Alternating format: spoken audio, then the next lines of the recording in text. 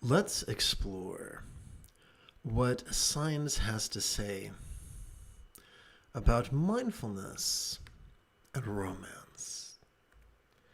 This morning's lesson is drawn from a good-hearted question found on Reddit, which reads, "My life is getting significantly better after I started to practice mindfulness, but I'm becoming less happy in my relationship."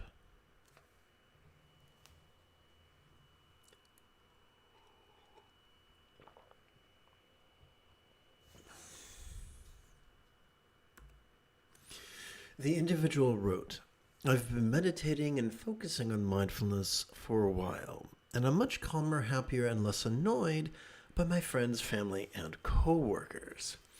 I just don't care how they act or what they do, and I enjoy their company more than before. However, that does not apply to my wife. It worked at first, but now I only get more annoyed than before by her decisions and her behavior. She has no interest in meditation and mindfulness practice, although it would help her more than me. Edit. I'm not forcing her to meditate or trying to save her, like some of you are assuming from this. I'm suggesting it to her. I just mentioned this so no one would suggest she should try meditation. Although this speaks against most of the practices, and I feel better in my other relationships, I can't help it but judge her and let her affect me in a very negative way. She's always talking about negative things, buying unnecessary stuff. Edit. She doesn't shop so much it causes us financial issues. She doesn't shop more than the average person. She just shops mindlessly and regrets the decision afterwards and feels bad. Good morning, Jay. Stressing about the future or getting depressed because of the past. When I'm spending time with my friends, it's easy to let them be who they are and not to judge them. However, I get scared when I realize that my wife is unconscious. I feel like I'm talking to a robot. Does anyone have a similar experience? Second edit. First of all, I'm not asking for a help. Take two. First of all, I am asking for help to meditate and to receive experiences to learn of others' experiences. I'm not trying to change my wife. Please stop saying you are judging your wife while I'm literally saying I'm judging my wife, as it's useless and quite redundant. People are assuming I never communicate to my wife that I'm forcing her to change and trying to save her, despite I mentioned I don't judge my friends and I'm trying to do the same with my wife. I've mentioned all these things to her, and we've discussed this on very good notes, but like I said, I can't change her and it doesn't work. I've accepted that and I'm working on myself. I got a message from an individual that told me to stop whining, grow up, and stop pretending to be a victim. Wow. Read the text and stop assuming all these things I'm not saying. So, first of all, dude, I apologize that foolish people are saying foolish things foolishly. I am so sorry. It sucks. When we are in a state of pain, when we are in a state of hypersuggestibility, when the only person we can turn to is, quite frankly, as I said on Ren and Stimpy, an idiot, we can get some shitty advice. Not too long ago, I was in a situation where I was going for a walk, and a neighbor asked me how I was doing, and I just told him, because that's one of the things with people who are neurodivergent is we don't make small talk. We're just not wired for it. So I told him what I was going through, and he just made some wild assumptions, and it was more of an exercise in patience than it was in me gaining the wisdom I needed. So I'm right there with you, and I'm so sorry that foolish people have said foolish things foolishly. So very sorry about that. But let's approach the subject head on. Let's take the bull by the horns and begin with some broad brushstrokes before moving on to some finer details. I don't know about you, but I'm a big old sci-fi geek. And to me, my favorite comedies are the comedies written by sci-fi geeks. And if it's scored by Danny Elfman, even better. So you can see where I'm going with this. Way back in the mid to late 90s, I guess the late 90s, I loved the movie Men in Black. There was a scene in that movie, spoiler alert for a movie that came out like 30 years ago. But there was a scene, an autopsy scene, where the medical examiner is trying to examine the cadaver of what appears to be a sweet old merchant. However, she discovers accidentally that he's not a sweet old merchant. He's an android being controlled, being piloted by a little teeny tiny alien. And what a marvelous metaphor that is for our genes. Robert Heinlein, with whom I do not share a worldview, for he is a hawk and I'm a dove,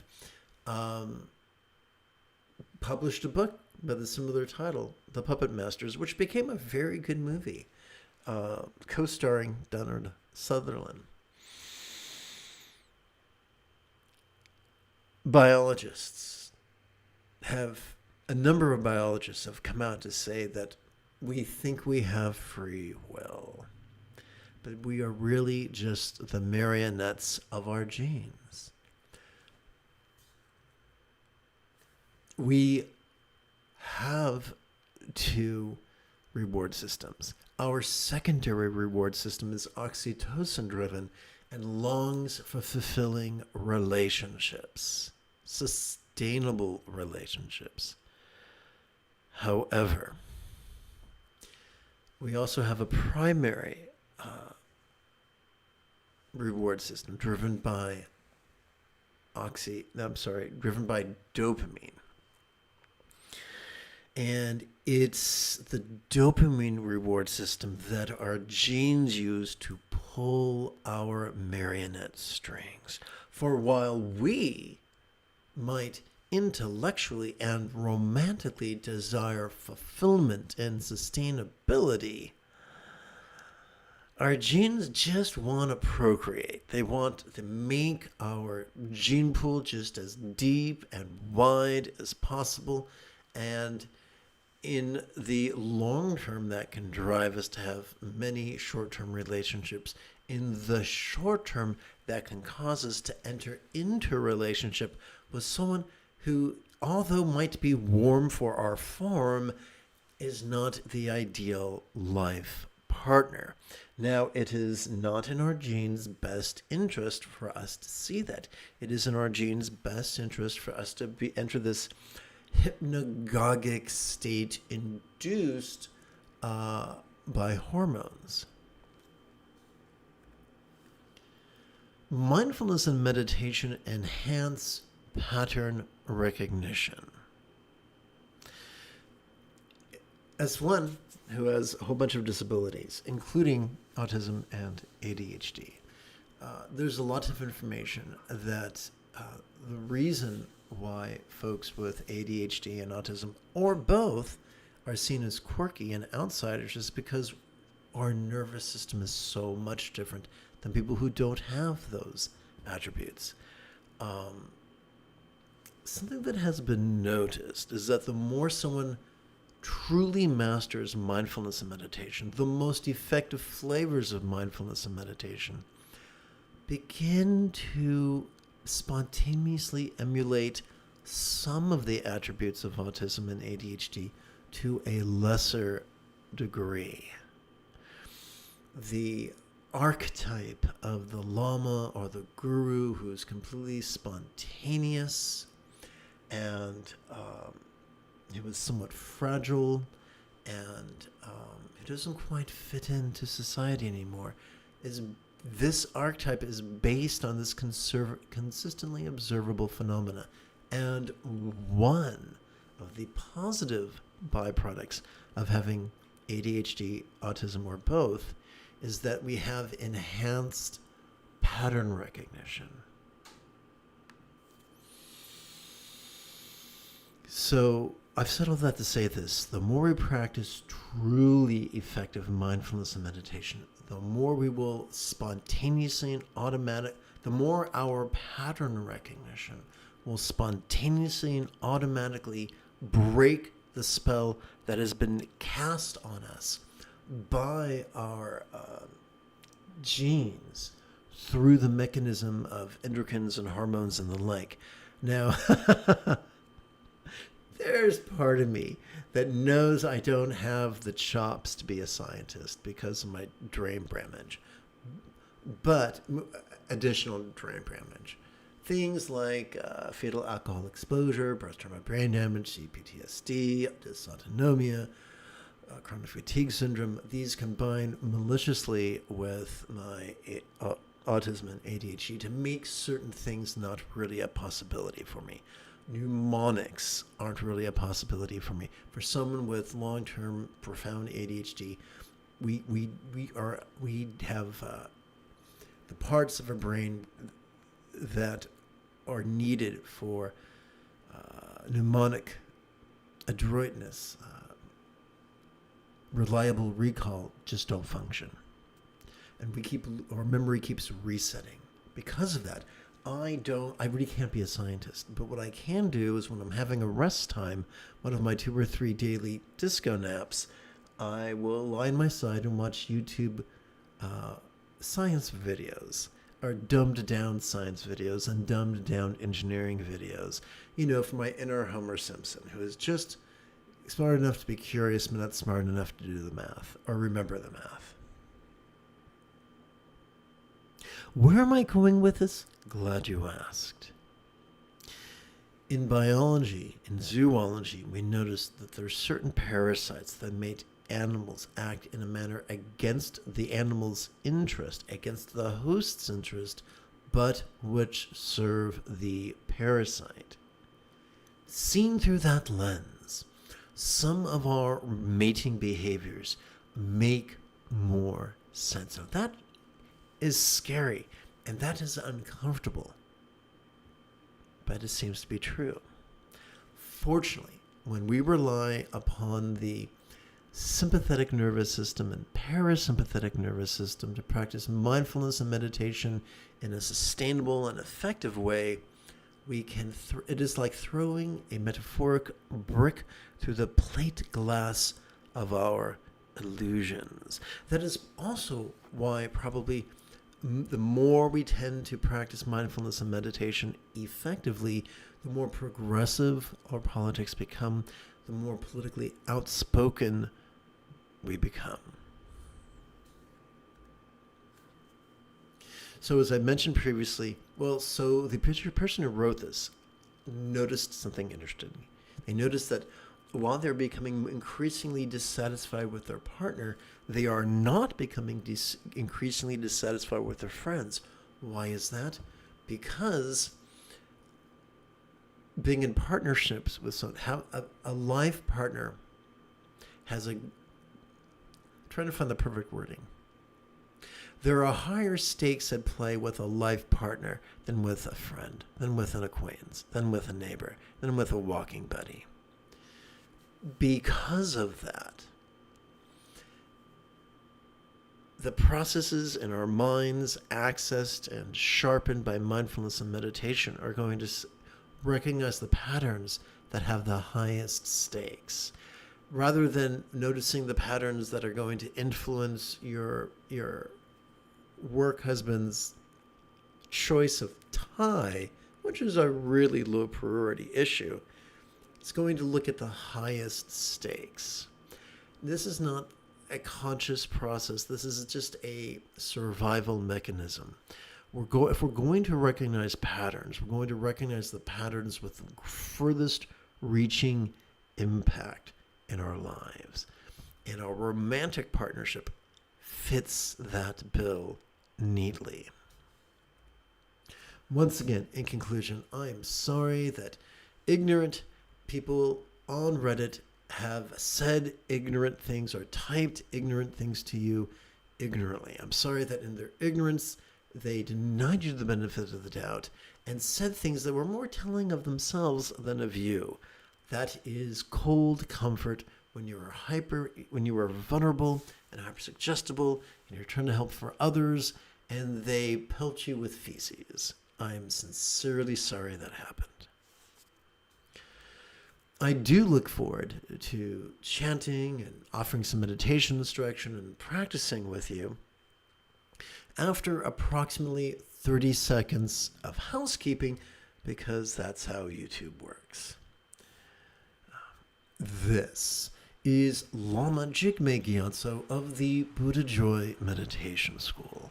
For more than 30 years, I've spent about 8 hours a day, almost every day, studying, practicing, mastering, and reverse engineering the teachings and techniques of each sect of Buddhism so that you would not have to. Welcome, my friends, to Meditate Like a Jedi, which is made possible due to the generosity of viewers just like you.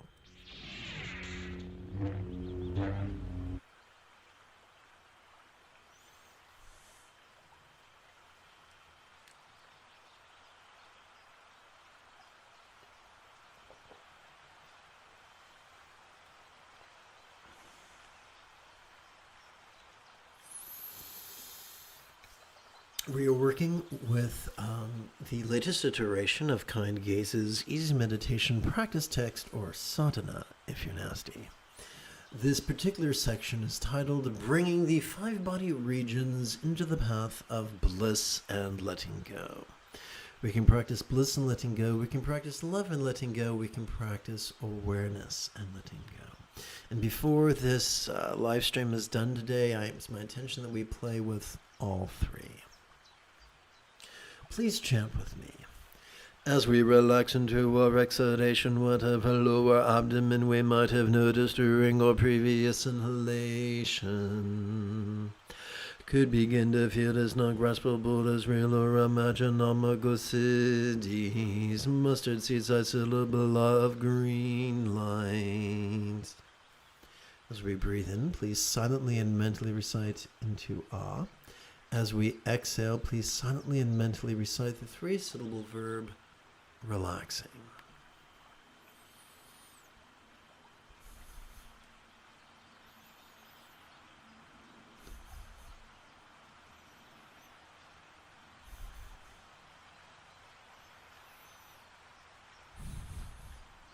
Welcome to this morning's live stream. The moment you have a specific question about Buddhist chanting, Buddhist meditation, Buddhist philosophy, or how to apply them, simply type your question in great detail in the chat window.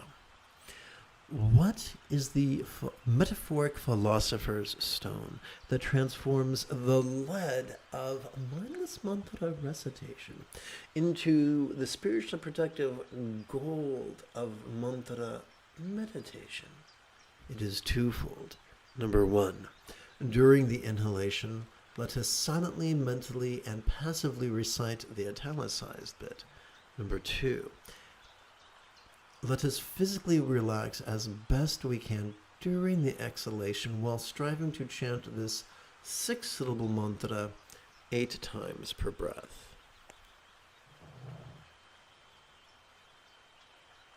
You are utterly welcome, space 966.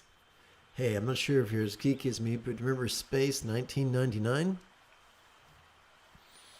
So let's dig in.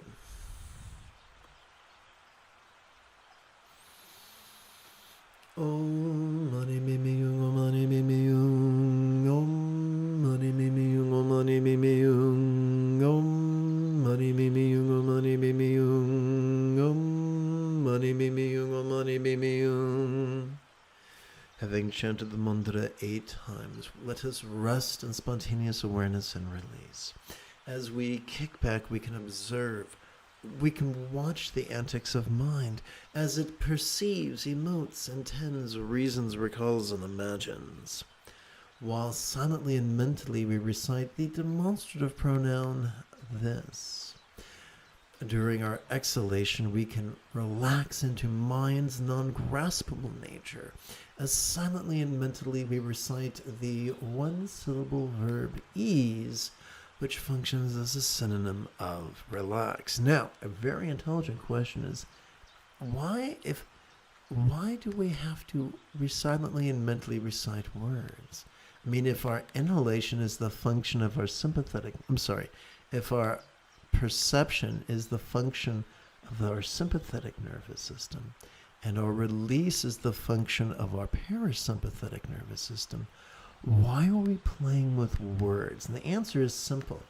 The 3-pound supercomputer between our ears is kind of like a, precocious child. It means well, but it's kind of like Urkel from Family Matters. Did I do that? So, to keep Urkel from causing utter mayhem, we can give it a job. Hey, Urkel, during the inhalation, would you please silently and mentally recite this? I can do that.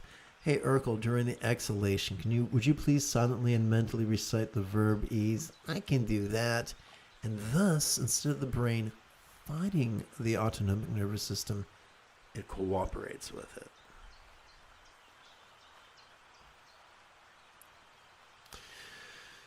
So having counted the mantra, the 4 repetitions, having counted already upon our, I'm going to shut up and just dig in. Here we go. I'm going to start counting on my left ring finger.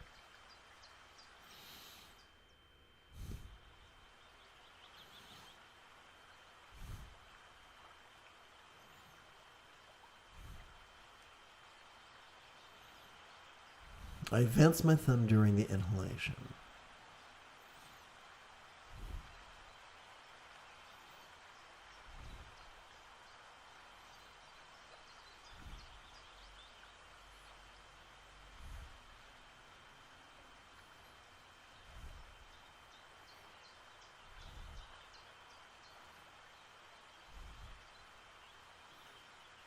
Now, why didn't I begin on my little finger?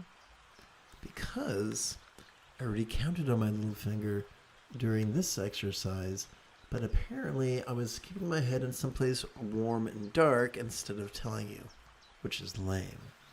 But now that you've learned the basic method of awareness and release that we call mindfulness and meditation, allow me to invite you.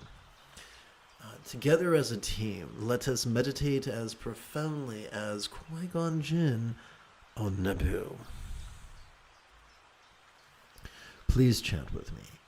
As we relax into our exhalation, the area behind the navel that we might have noticed during our previous inhalation could begin to feel as non-graspable as real or imagined ratnas and bhavas, mustard seeds, isolable thrum of gold light.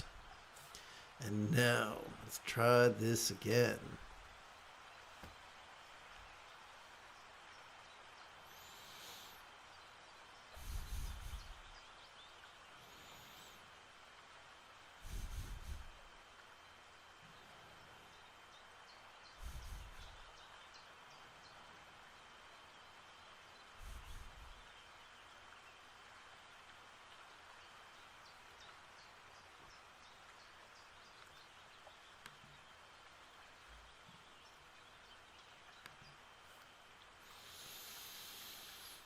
Om mani mimi yung mani mimi yung Om mani mimi yung mani mimi yung Om mani mimi yung mani mimi yung Om mani mimi yung mani mimi yung. So now that we have thoroughly worked with our little finger, we can turn our attention to the remaining 3 fingers of our left hand, which sounds oddly salacious.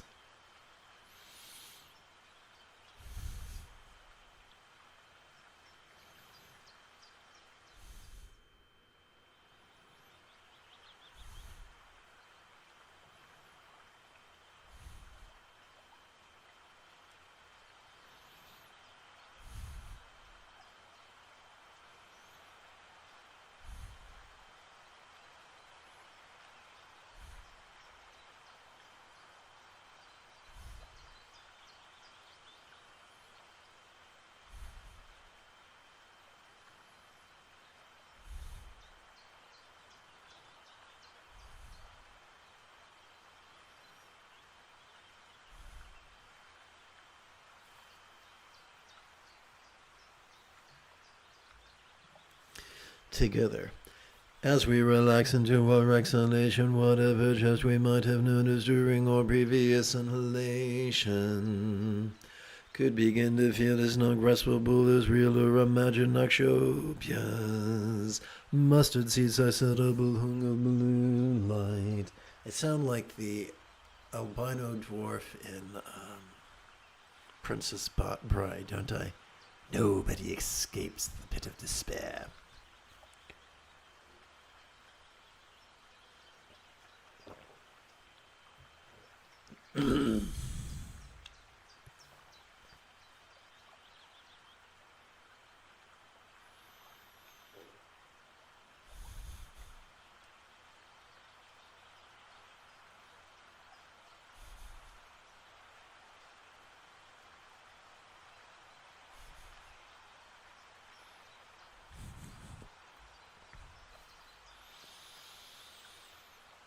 Om Mani Mimi Yung, Om Mani Mimi Yung, Om Mani Mimi Yung, Om Mani Mimi Yung, Om Mani Mimi Yung, Om Mani Mimi Yung, Om Mani Mimi Yung, Om Mani Mimi Yung.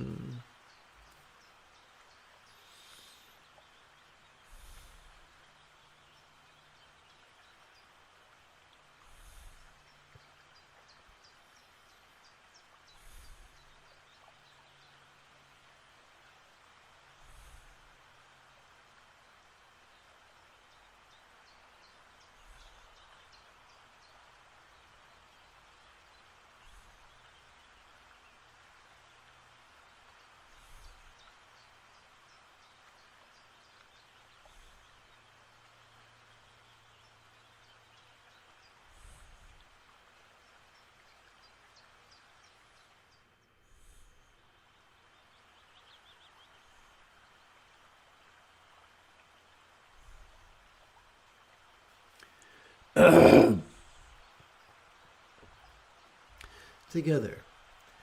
As we relax into our exhalation, whatever threat we might have noticed during our previous inhalation could begin to feel as non-graspable as real or imagined amitabhas. Mustard seeds are suitable free of red light.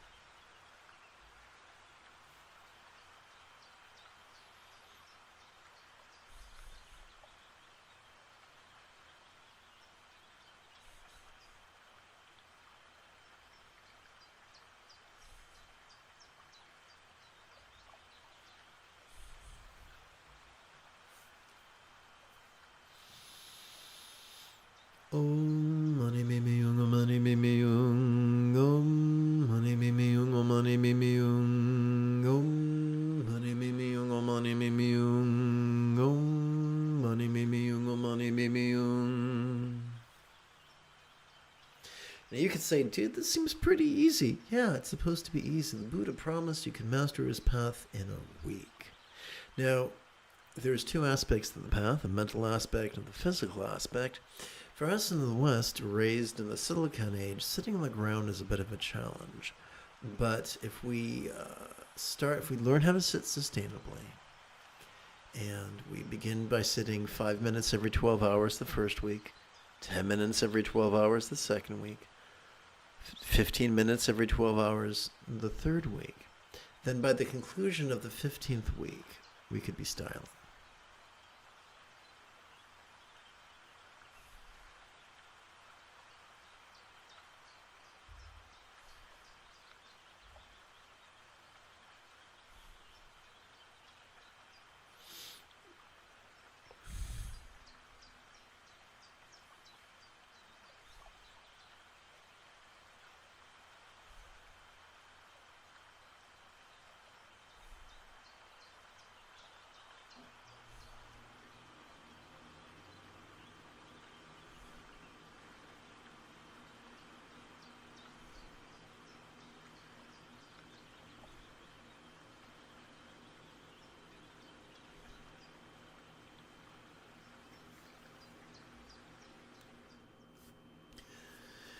As we relax into our exhalation, whatever chronoscope we might have noticed during our previous inhalation could begin to feel as non-graspable as real or imagined Vairochan, as mustard seeds I sit a bloom of white light.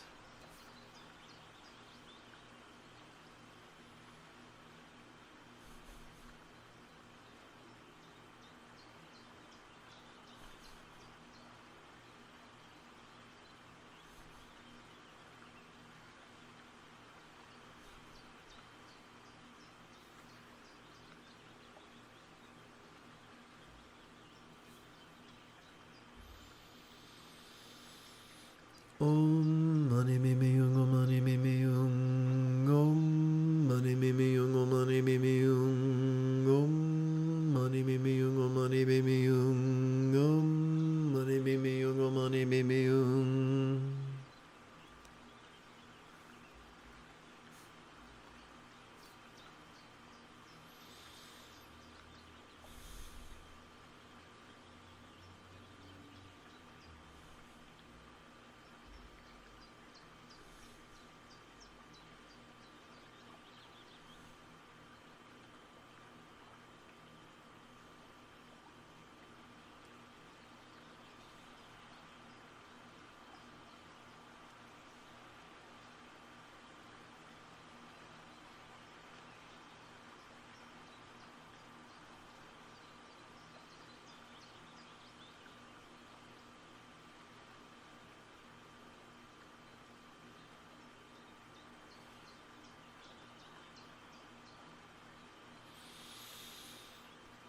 My next comment is addressed to the person whose question I strove to answer in the beginning of the live stream.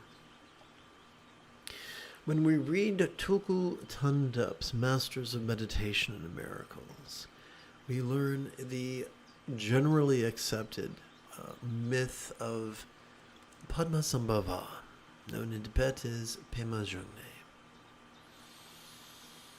And when reading his life story, we learned that he had numerous tantric partners, serially. First one, then the other, then the other, then the other, then the other. People grow, if at all, at different rates.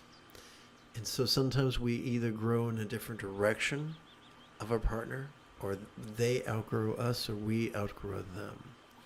As children, if we continue to wear shoes that we have outgrown, we can it's not only painful, we can actually injure our feet. Similarly, as painful, as uncomfortable, and as inconvenient as it is, when we outgrow a partner, or they outgrow us, or they grow in a different direction,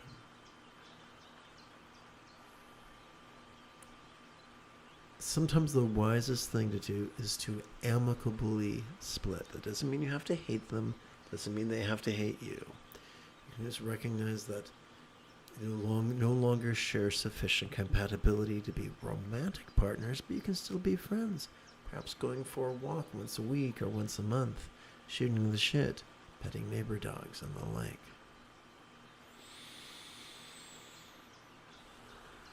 Of course, this begs the question, how is one to know what the right thing is to do, how to do it, and when to do it? And so that brings us to a very important question. If mindfulness is the seventh fold of the Buddha's Eightfold Path, and meditation is the eighth fold of the Buddha's Eightfold Path, what is the sixth fold? Right effort. Now, if you ask someone who is stuck on the path of being rigid, fearful, and controlling, they'll tell you that right effort is arduous and difficult and gut-wrenching, and it tears the smile off your face. It makes you look like you've just sucked a lemon. However, if you have the good fortune to be walking the path of being flexible, loving, and laid back, then you will realize that the right effort is effortless effort. Allow me to illustrate. Consider, if you will, this meditational archetype. The female appears to be actively sporting in tantric union. This reminds us that spontaneity always trumps contrivance. Consider her partner, who appears to be passively savoring the same tantric union. This reminds us that not all spontaneity is created equal, and that the scattered spontaneity we might experience after perhaps our third espresso in 30 minutes will always be trumped by the centered spontaneity that is the byproduct of effective mindfulness and effective meditation practiced at least once every 12 hours or so. When our choices, utterances, and deeds flow with the effortless effort of love's centered spontaneity that comes from mindfulness and meditation, then our life can become as blissful. I can enjoy the bliss that is reminiscent of a real or imagined paradise or pure land or vati.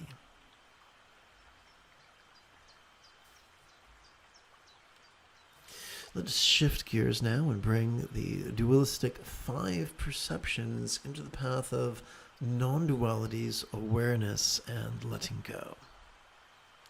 By the way, if you've just joined us, arg, welcome aboard, matey. But in all seriousness, the moment you have a specific question about Buddhist chanting, Buddhist meditation, Buddhist philosophy, or their application, just type your question in great detail in the chat window. And of course, click the send icon.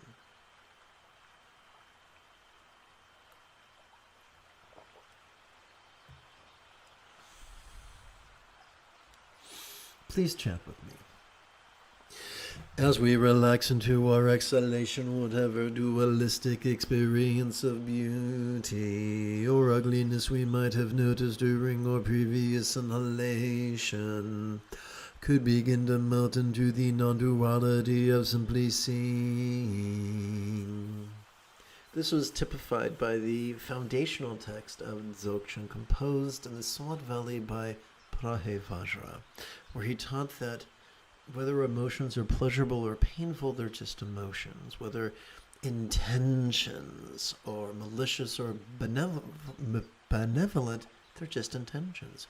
Whether thoughts are sharp or dull, they're just thoughts. Whether memories are beautiful or ugly, they're just memories. Whether imaginings are pleasurable or painful, they're just imaginings. This is not telling us to ignore what we experience, but after noticing what we experience, to relax in harmony with our exhalation, thus regaining at least a modicum of peace.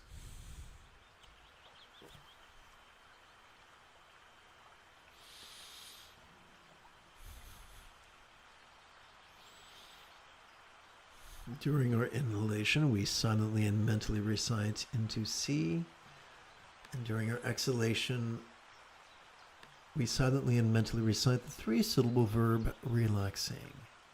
So into something we're going to relax. So in this circumstance, into our visual perception, we're going to relax, as opposed to fight it, as opposed to fight its arrival, as opposed to sort of fighting its presence, as opposed to resisting its departure. Just relaxing into at least a taste of acceptance.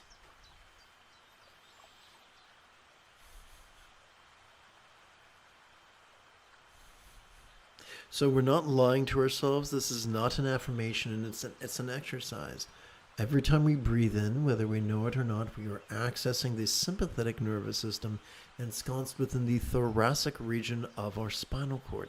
It has evolved to notice vulnerably, passively, viscerally, and randomly.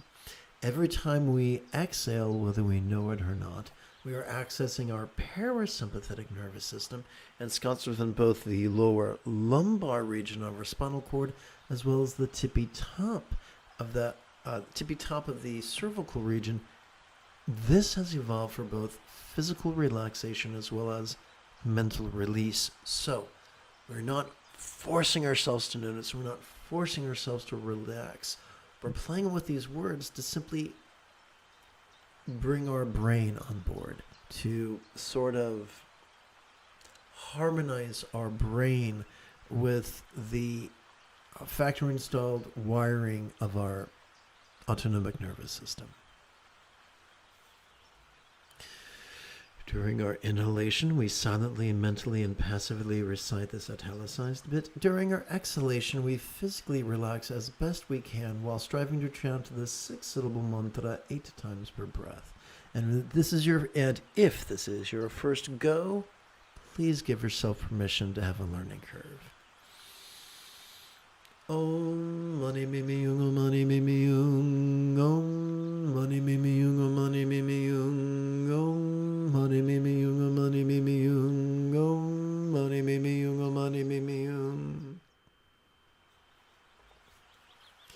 And now we rest. As we inhale, we could kick back and watch the antics of mind as it perceives, emotes, intends, reasons, recalls, and imagines, all the while silently and mentally reciting the demonstrative pronoun this. As we exhale, we can relax into mind's non-graspable nature as silently and mentally we recite the one-syllable verb ease.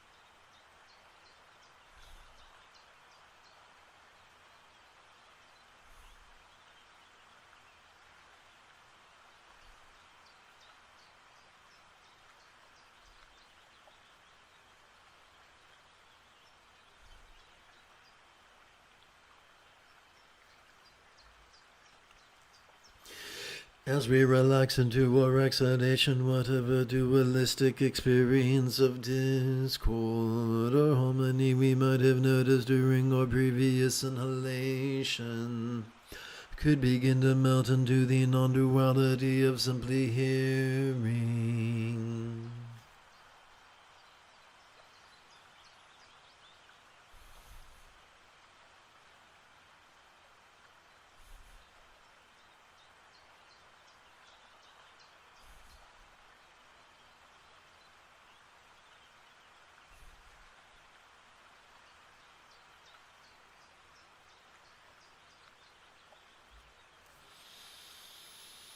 Om mani mimi yung, om mani mimi yung, om mani mimi yung, om mani mimi yung, om mani mimi yung, om mani mimi yung, om mani mimi yung, om mani mimi yung.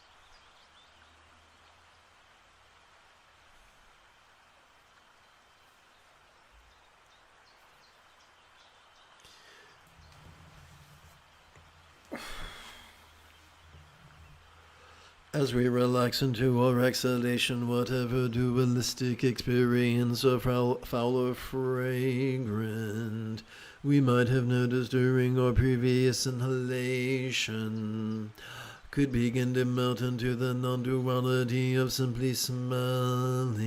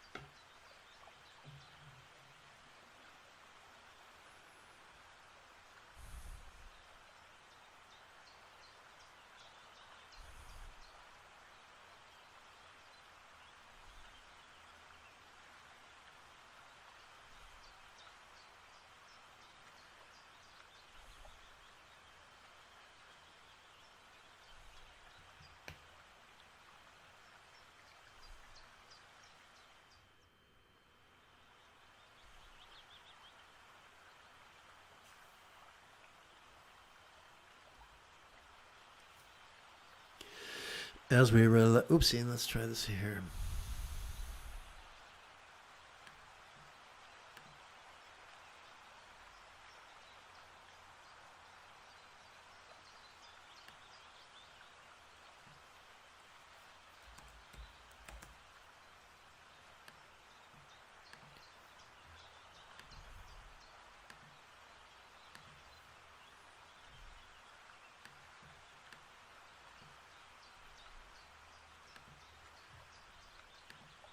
Okay, here we go. As we relax into our exhalation, whatever once again. As we relax into our exhalation, whatever dualistic experience of disgusting or delicious we might have noticed during our previous inhalation could begin to melt into the non-duality of simple flavor.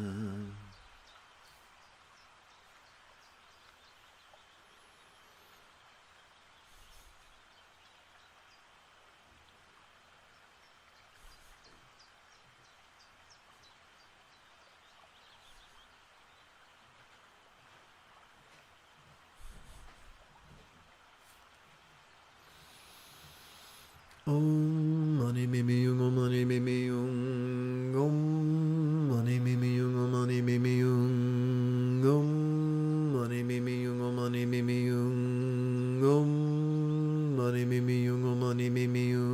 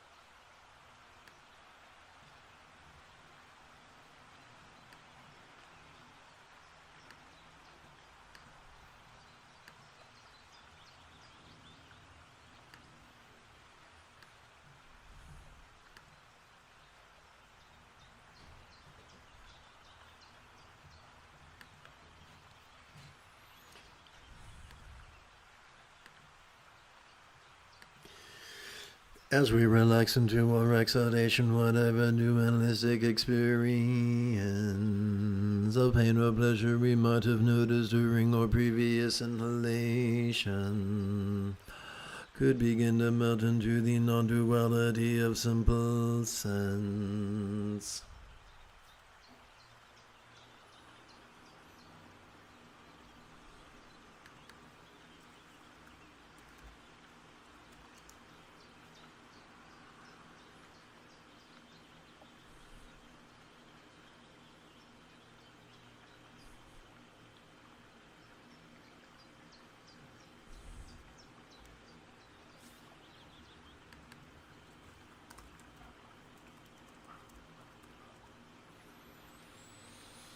Om mani mimi yung om mani mimi yung om mani mimi yung om mani mimi yung om mani mimi yung om mani mimi yung om mani mimi yung om mani mimi yung.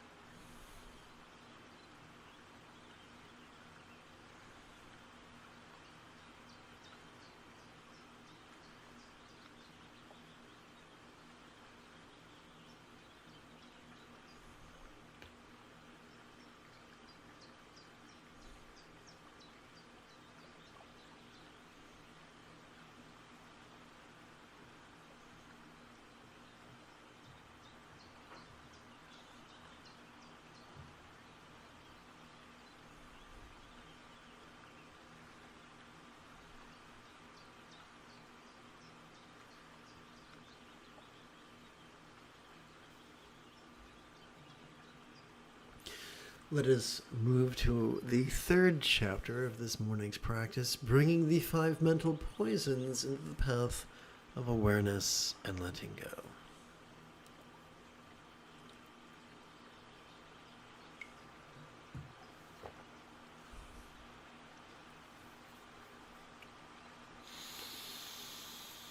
As we relax into our exhalation, whatever hate we might have noticed during our previous inhalation could begin to feel as non-graspable as mirror-like wisdom's clairvoyant.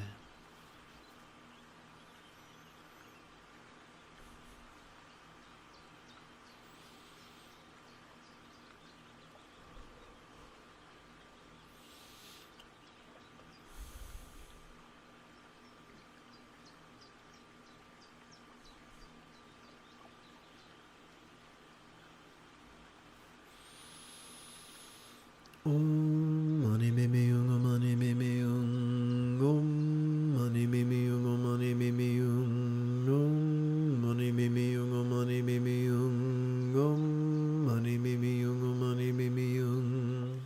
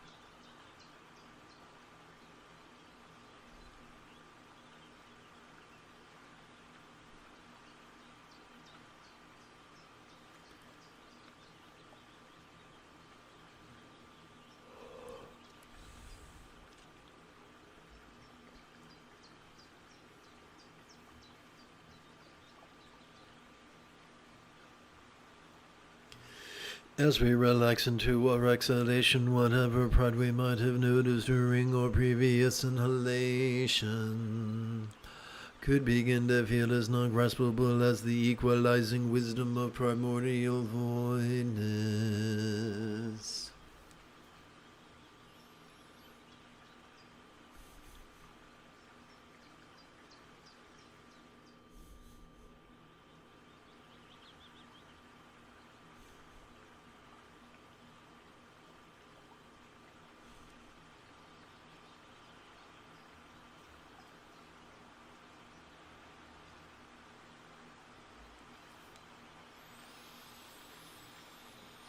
Om mani mimi yung om mani mimi yung om mani mimi yung om mani mimi yung om mani mimi yung om mani mimi yung om mani mimi yung om mani mimi yung.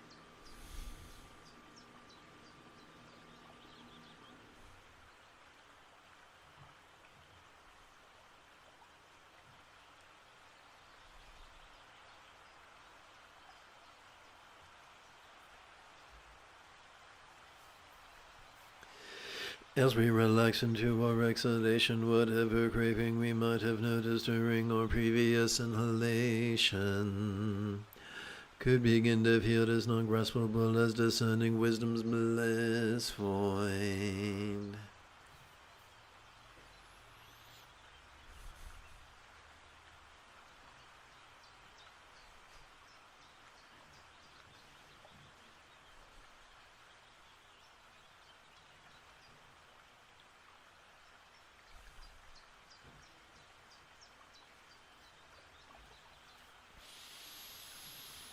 Om mani mimi yung, om mani mimi yung, om mani mimi yung, om mani mimi yung, om mani mimi yung, om mani mimi yung, om mani mimi yung, om mani mimi yung.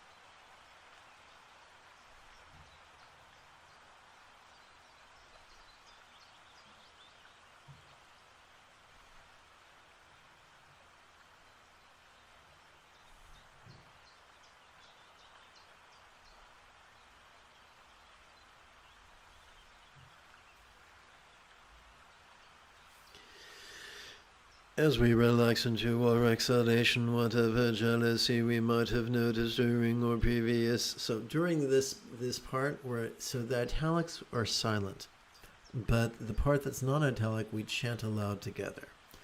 As we relax into our exhalation, whatever jealousy we might have noticed during or previous inhalation could begin to feel as non-graspable as all accomplishing wisdom's void intellect.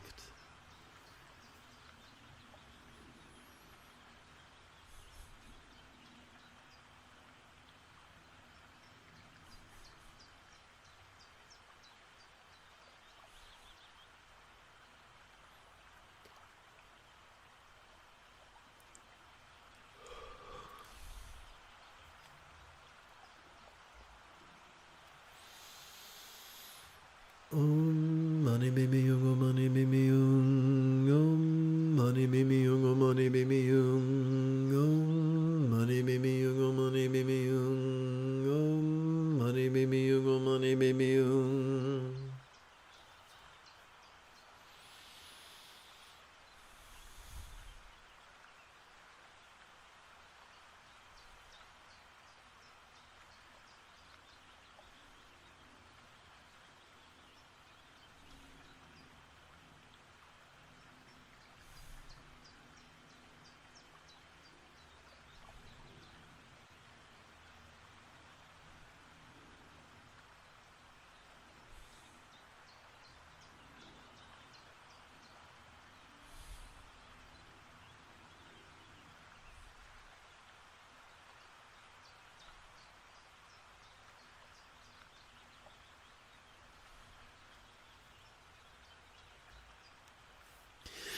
As we relax into our exhalation, whatever confusion we might have noticed during our previous inhalation could begin to feel as non-graspable as all pervasive wisdom's awareness void.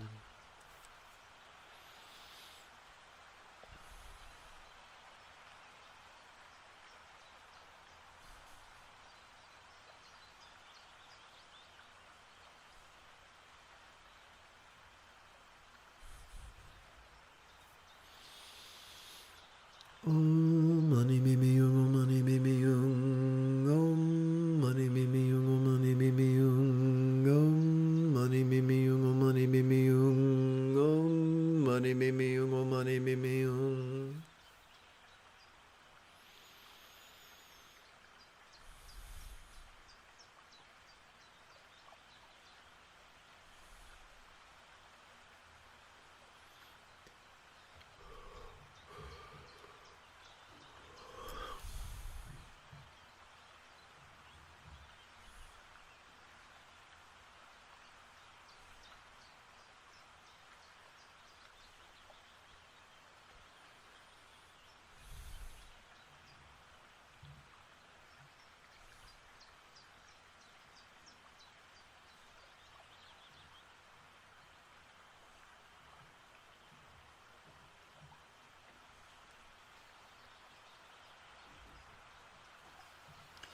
Let us bring the 5 aggregates into the path of awareness and letting go. Aggregate is just literally translates as heap or pile. and it's just one of many ways of organizing experience. Let us take a non-superstitious view of this. If you've just joined us, the moment you have a specific question about Buddhist chanting, Buddhist meditation, Buddhist philosophy, or how to apply them, please type your question in great detail in the chat window.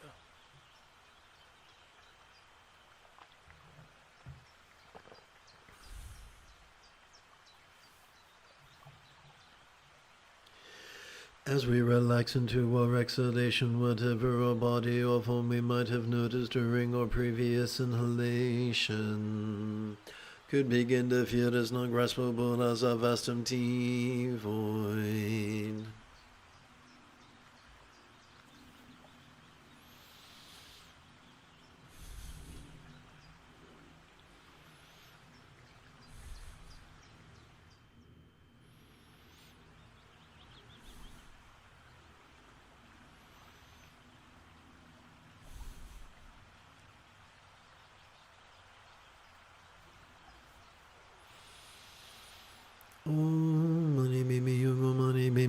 So I think our friend skedaddled.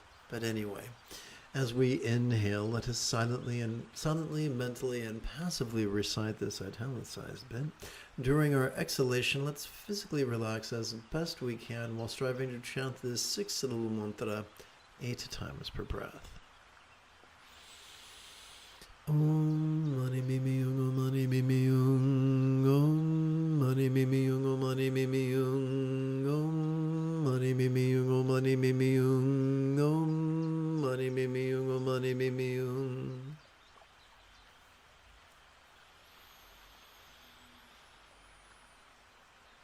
As we inhale, let us kick back and watch the antics of mind as it perceives, emotes, intends, reasons, recalls, and imagines. All the while, while watching this, we could silently and mentally recite the demonstrative pronoun, this. During our exhalation, let us relax into mind's non-graspable nature as silently and mentally we recite the one-syllable verb, ease.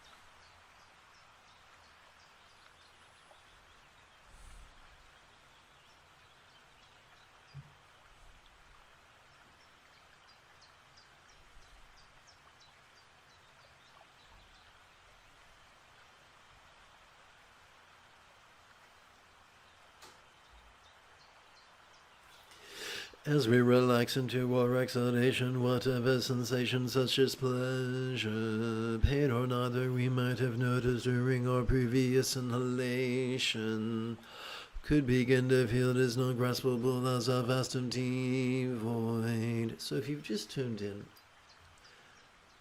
we've just used a simile as non-graspable as a vast empty void. Now, any good English teacher will remind us that a simile is only as useful as it is relatable. So we got to ask the question, what is a real-world example of a non-graspable, vast, empty void? How about the illusion of the infinite azure sky on a bright and beautiful cloudless morn, which, although is tantalizing to the eye, is intangible to the hand? So our perception is correlated with our inhalation, and our release is correlated with our exhalation. During our inhalation, we can silently and mentally recite into sense, and during our exhalation, we can silently and mentally recite relaxing. So this is not an affirmation, this is an exercise. We're already wired to perceive during our inhalation, thanks to our sympathetic nervous system. We're already wired for physical relaxation and mental release during our exhalation, thanks to our parasympathetic nervous system.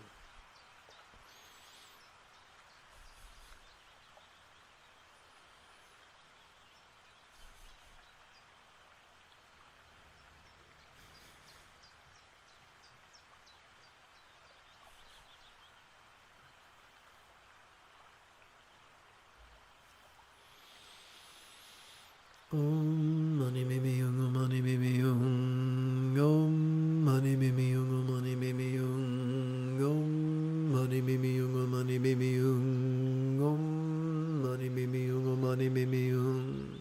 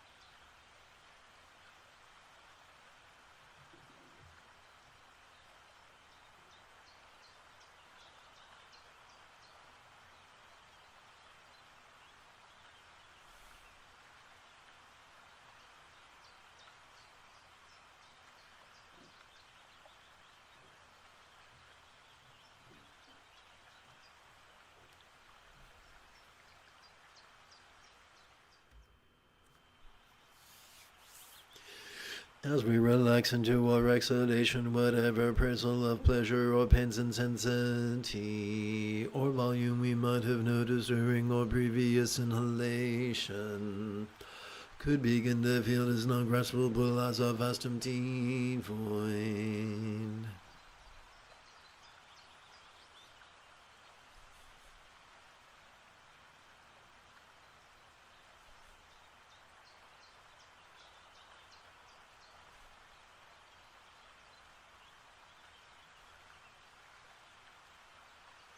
Let's explore something for a moment. When we are appraise something, we're measuring it. And so a synonym of appraising could be rating or rate. So of course in order to keep these exercises 3 syllables long, I've had to make friends with the thesaurus. But this brings us to an important bit of off-brand, off-color metaphysics. Some people say, don't judge lest you be judged. And instead of looking for the metaphoric meaning, they just take it superficially. So don't appraise, don't notice.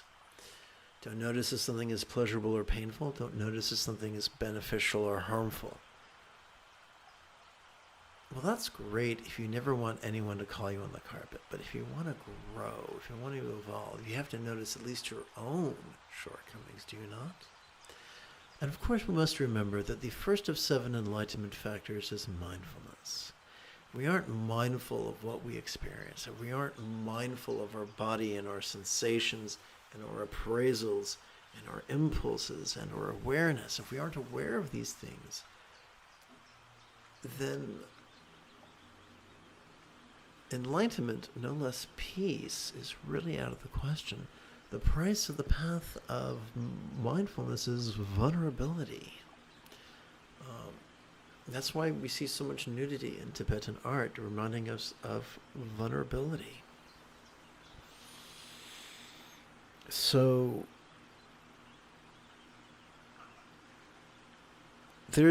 what could be the difference between judging and being judgmental? How about rancor? How about venom?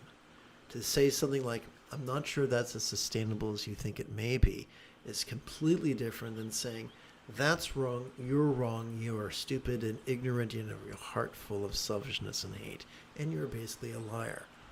Huge difference. Huge difference. I was a member of 2 cults, one Christian and one Buddhist, or one so-called Christian and one so-called Buddhist. And they were just big on denying people the benefit of the doubt and using coercive language and just dominating people and breaking their hearts in just the cruelest way possible. And yet, so many spiritual traditions say to give the benefit of the doubt. And so it is a bit of a balancing act to be perceptive yet generous. That is why we practice mindfulness and meditation, for the more we practice it, the easier it is to flow from not the scattered spontaneity, but the centered spontaneity. Like, when I think of centered spontaneity, I think of a gyroscope. You give it a spin, you can balance it on your finger, and it doesn't fall over, which is amazing.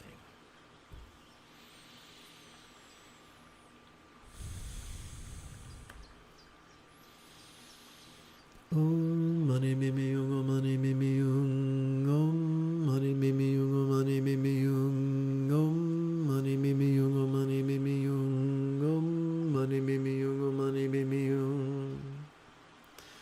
And even though people can say yes, yes, yes, it's the law of angular conservation of angular momentum or something like that, it's still pretty awesome.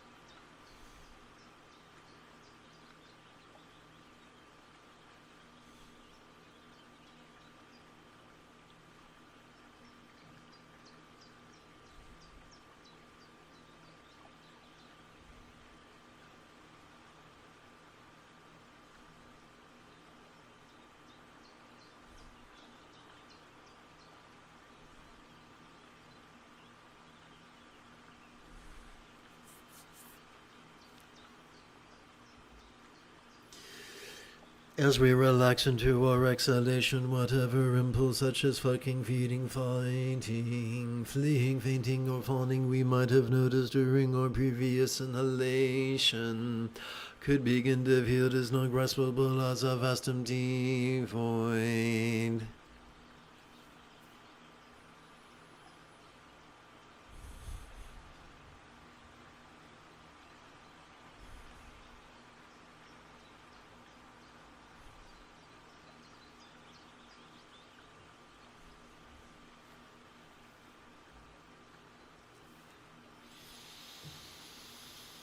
Om mani mimi yung, om mani mimi yung, om mani mimi yung, om mani mimi yung, om mani mimi yung, om mani mimi yung, om mani mimi yung, om mani mimi yung.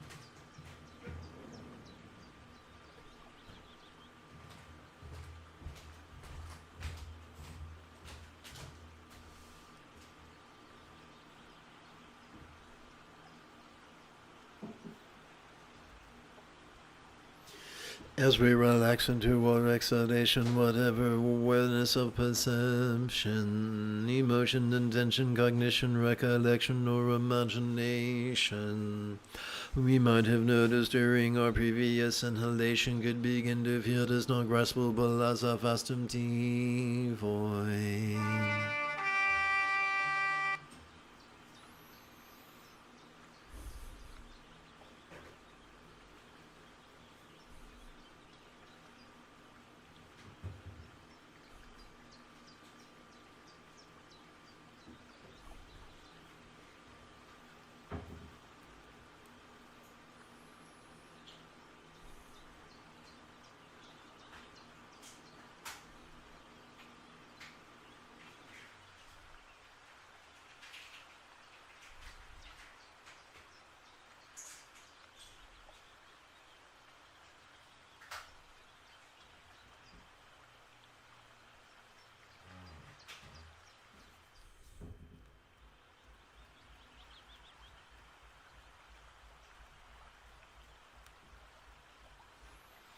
Let us transcend the illusion of samsara nirvana's vertical duality by metaphorically inviting all the real or imagined Buddhas, their paradises, and their denizens to dwell in the 84,000 pores of our skin, thus practicing the body mandala of dualities awareness and non-dualities release.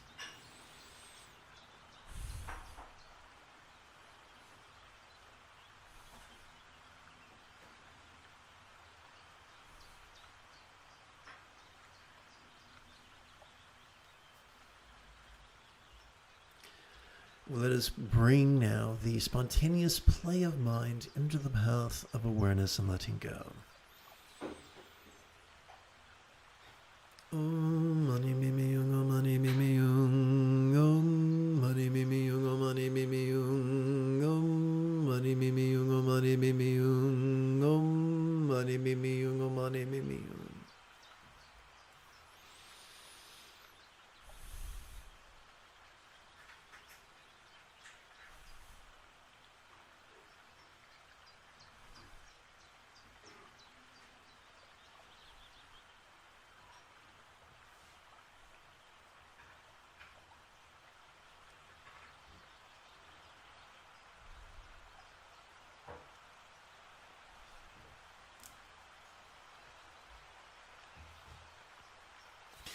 Let us seal this practice, this morning's practice, by percussively chanting loving wishes for universal enlightenment and well-being.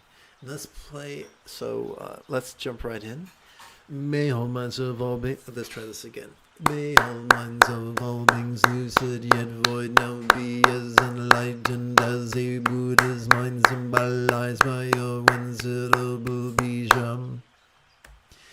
May all speech of all beings resounding yet void now be as loving as a Buddha's speech symbolized by a multi-syllable mantra. May all forms of all beings sensual yet void now be as healthy as a Yadam depicted in Buddhist statuary. May all lots of all beings appearing yet void now be as fortunate as a pure land of law depicted in Buddhist paintings.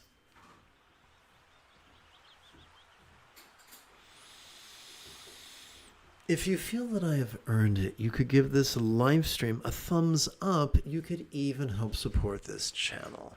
In approximately 10 1/3 hours, I would very much like to return to lead today's evening meditation class and group practice. And if you are as geeky as me, may the Force be with you always.